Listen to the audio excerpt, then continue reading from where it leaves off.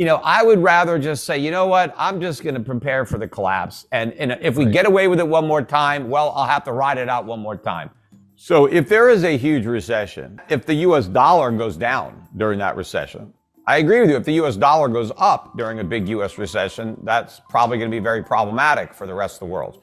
Obviously, if I am a foreign shoe manufacturer, if I think the dollar is going to go down, I want to borrow dollars because when I repay them back, they won't be worth as much. I mean, I want to do that. I mean, the world, when you borrow in a currency, you're hoping that currency loses value so that when you pay it back, it's less. The problem is going to be the lenders. See, right now, people want to loan US dollars because they have confidence in the dollar. Well, what happens when they lose that confidence? It's going to be the lenders that don't want to make dollar loans. People are always going to want to borrow in a currency they think is going to go down. They're just not going to want to lend in it. And that's going to be a big problem for the US government because we are the world's biggest borrower. We have to borrow from everybody. And if people don't want to lend to us, and I don't think they will, not at an interest rate that we can afford to pay, more and more of our enormous deficits are going to be financed by the Fed. I mean, the Fed's going to have no choice, politically speaking, but to crank up the printing presses. So for all this talk about quantitative tightening, they are getting ready for another round of quantitative easing because that is the only way to politically finance $3 trillion deficits or whatever they are. I mean, and we have these huge deficits. Supposedly we have this great economy and we still have $3 trillion deficits. Where are they going to go in the next recession? 5 trillion, 6 trillion? And where is the government going to get all that money? They're not going to raise taxes on the middle class. They're not going to cut Social Security or Medicare. So the Fed is going to have to print up all that money. We're going to have to print far more money in the future than we have in the past. And we're not going to get foreign central banks to do our dirty work. The Japanese, the Chinese, the Saudis, whoever, they are not going to buy up U.S. treasuries. The Fed is going to be the buyer of only resort. They're not going to want them because I think they're still able to get away with the transitory narrative. They're still saying that what we're seeing is COVID related, it's Putin related, and so they're acting as if nothing has changed. There is a point in time where the public is not going to buy those excuses anymore. And, you do still have some old school central bankers in Germany in the Bundesbank.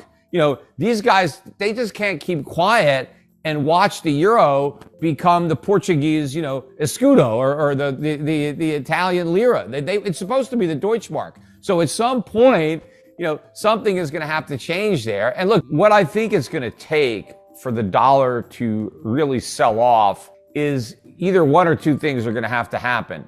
Either the Fed is going to have to come clean and admit that the U.S. economy is not as strong as it thought, and therefore it's not going to be able to be as aggressive as it claimed when it comes to inflation fighting. And it may even try to say that the weakness in the economy means that we don't have to fight as hard because inflation is simply going to come down as a function of the weakening economy, because Powell kept saying that, the economy is super hot, it's overheating, and it's this red hot economy that is causing inflation. Now, that's not true, but that's what the Fed claims. And so the Fed will have at least an excuse initially to adopt a less hawkish or more dovish, forward guidance in the face of all this mounting evidence that the economy is either headed to a recession or already in a recession. So either that's going to happen, the Fed comes clean, or the markets begin to front run that, capitulation and start to realize that that's going to happen. Even before the Fed acknowledge it, the markets start to realize, wait a minute, this economy is a mess. We're in recession, or we're going to soon be in recession. So the Fed is never going to be able to follow through with the rate hikes that have already been baked into this cake. And I think the reason that we've seen this strength in the dollar is because everybody has been bracing for, this epic inflation battle where the Fed was going to, go Paul Volcker on inflation and the consequences be damned. Who cares? We're going to put this inflation genie back in the bottle. We're going to go back down to 2%. And so just the way the markets believed the Fed, when the Fed said there was no inflation, in fact, they said there wasn't enough inflation. And then when they said, oh, don't worry about the rise, it's transitory, Now that they've admitted it wasn't transitory, the markets still believe the Fed. For some reason, the Fed credibility is still there, and the markets believe the Fed is committed to fighting inflation. Well, I don't. I think they're going to give up that fight the minute they realize how weak the economy is, because I think all of their tough talk is predicated on the economy being strong enough to withstand the rate hikes or the quantitative tightening.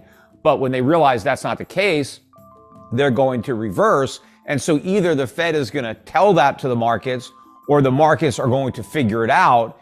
And that's when the dollar really starts to fall.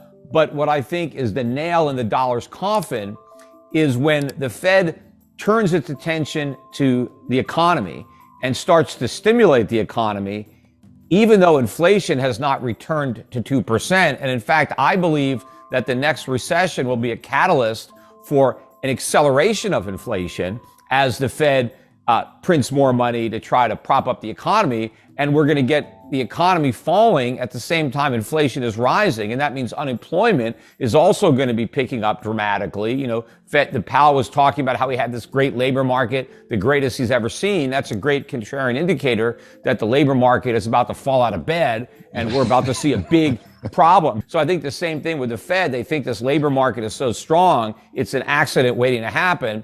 And so when we get that, when we get recession and rising inflation at the same time, maybe unemployment and inflation both go into the double digits, 10% unemployment, 10% inflation. When the markets get a whiff of that, I mean, that's it. I mean, the dollar is going to get killed in that type of economic environment. So first of all, the dollar hasn't collapsed yet, but it's been on the brink several times. I mean, it almost collapsed in 1987. It almost collapsed in 2008. So it's been, near death, and then it's, revived. And so the question is, the next time the dollar falls the way it did in 87 or 2008, what if it keeps falling? What if there isn't a miracle to save it? That's what my thought is that how can you press your luck? Because I agree with what Brent is saying in that I'm right inevitably, but the timetable is difficult to tell. What if the imminent threat, or not maybe a threat, is that the dollar goes up before it goes down, because in the long run, it's cross currents at play, right? But here's the thing. How do you know when you've arrived at the long run? Because you can always say it's a problem in the long run, it's a problem in the long run. So that means eventually you're in the long run, except when you're in the long run, you still don't know you're there, right? You still say the same thing. It's a problem eventually. So at some point, somebody who thinks it's a problem in the future is going to be surprised because they've arrived at the future, right? There is no more can caking, because I'm sure it's not going to be, we're going to get to the point where it's a crisis. And then all the people who have said, hey, it's only a problem in the long run, they're not going to suddenly say, yep, it's a problem right now. They're not going to know it's a problem until it's a crisis. So it's going to have to happen. So the question is, can we do it again? The enormity, knowing that every time we have to go back to QE, we have to do it bigger than the time before, and because the problem is so much bigger, right? We have a much bigger drug problem, so we need more drugs. Can the U.S.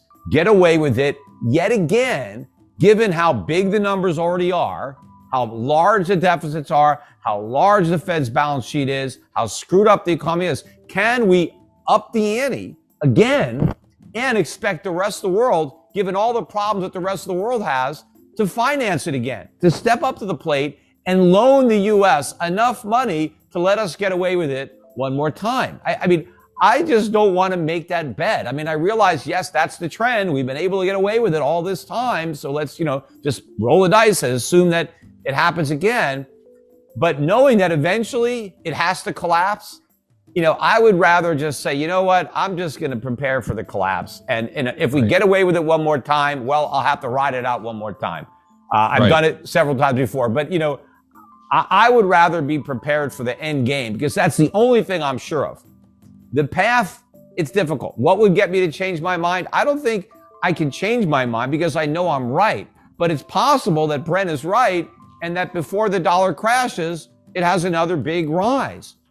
Now, let's say all of a sudden the dollar crashes and now this country doesn't sell us its stuff anymore. The stuff stays there. Well, somebody in that country is going to buy that stuff. They're not going to just, drop it into the bottom of the Pacific Ocean. The stuff's going to get sold. It's just that it's going to be somebody in that country that's going to get it instead of someone in America. Now, the people in America that used to get all this stuff, we're not going to get that stuff anymore. We're just going to have our dollars. But what are we going to buy with those dollars? Nothing, because they don't have any value. So I would rather have a bunch of stuff that I can use that makes my life better than more paper that I can't use and doesn't do anything to make my life better. I mean, the countries that get to keep their stuff are going to be in much better shape than America that gets to keep its worthless paper.